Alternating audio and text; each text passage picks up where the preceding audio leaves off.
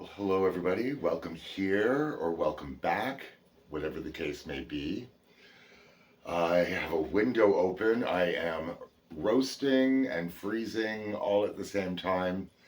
For the past several days, I've been coming down with something. I've never experienced an illness. It's like a cold, but it's creeping on so slowly. I felt the symptoms coming on, a little tickle at the back of my throat, a little sniffing going on, but I'm not like congested yet.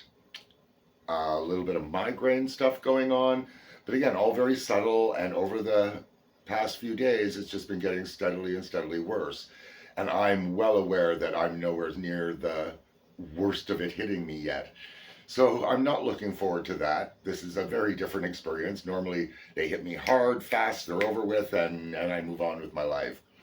So I know several other people that have had a cold slash flu. I'm not sure what it is. One friend had it. It went on for almost 2 months. Somebody else had it. It lasted over 2 weeks. Normally, I have things, they last about 3 days with, a day leading up and maybe a day or two of, hang on residual symptoms. But, only 3 days of actually really feeling sick.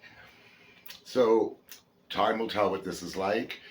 It has certainly slowed me down in doing anything video wise, and even getting around and doing the errands that I need to get done has been put on hold temporarily. So that's where that's at. Now, we're going to listen to some magical forest gate enchanting forest music, put you in the state of deep relaxation, dispelling something magical forest music. That's what we're going to do. Hey, Scooby, what did you hear? Oh, it's nice having something warm in me, even though I'm normally roasting and hot. Oh, what an interesting image that is. I wonder if I need a little more volume. I'll probably regret the extra volume, but there we go. So I hope everybody's having a wonderful day. I've been sitting here looking at the fog out the window and trying to maintain positive attitude, because I find, if I give in to the sickness, then it usually hits me harder. The more I kind of reject it as best I can and find positive and go on with my life, the easier I get through these things. That's what works for me, so that's what I continue to try to do.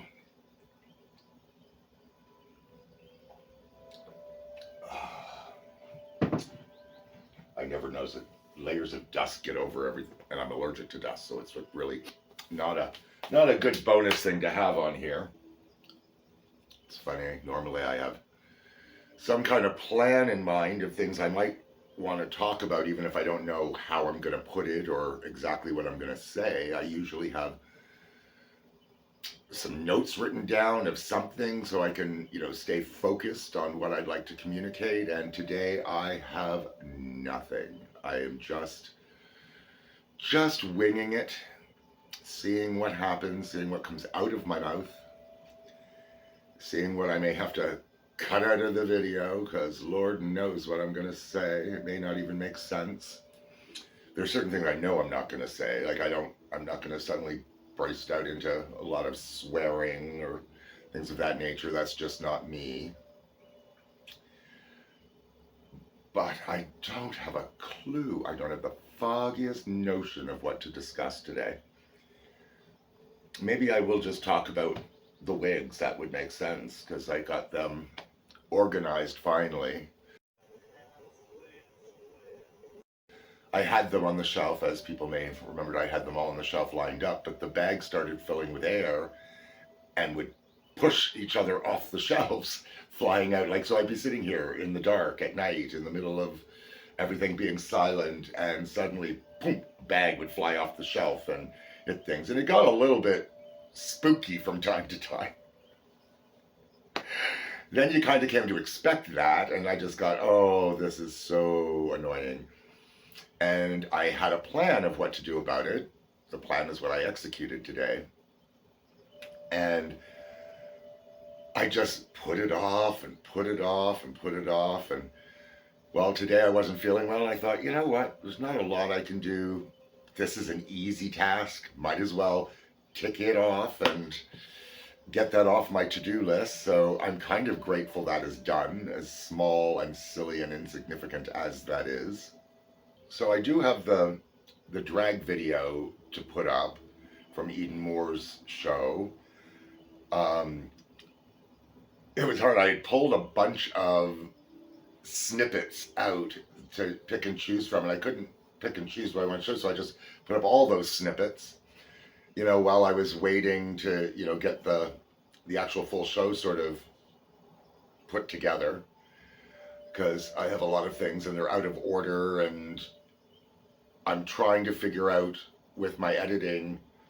It's easy when I have one video and I'm just kind of cutting out little bits, but when I have a whole lot of different video, I'm trying to figure out the best way to work with it to keep it organized.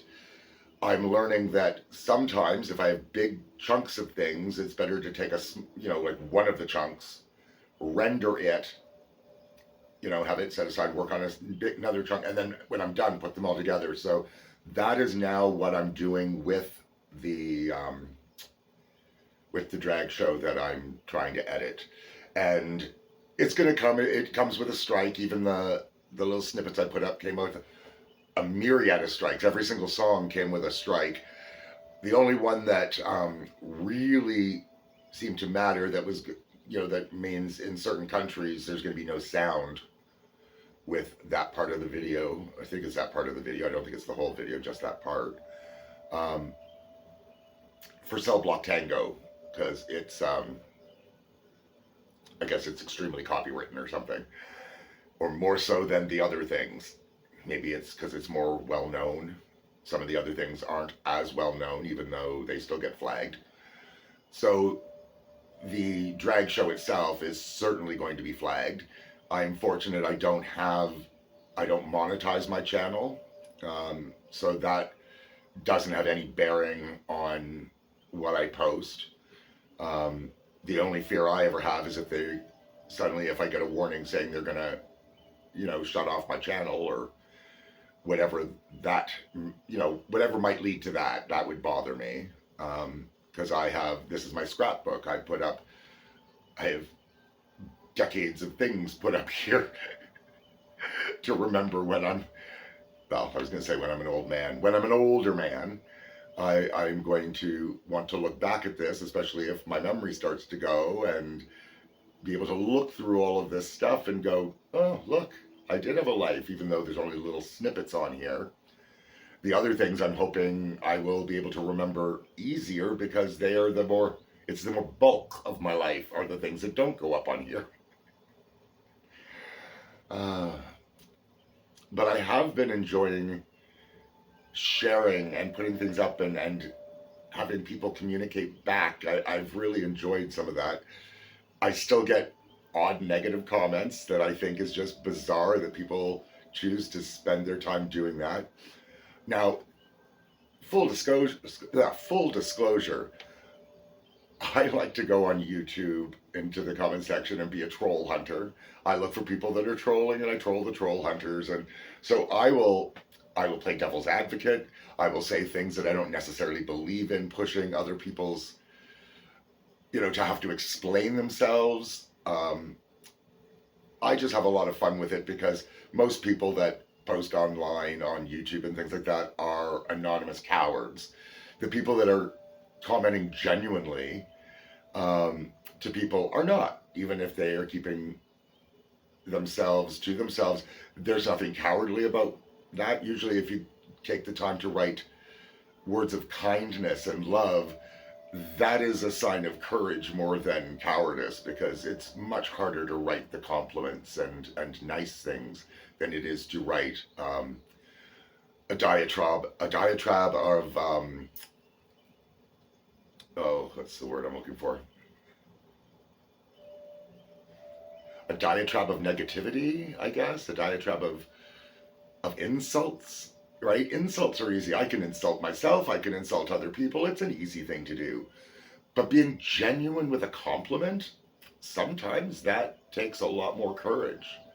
Sometimes you're putting yourself out there and you're not going to get anything of the sort back. You might sit there and go,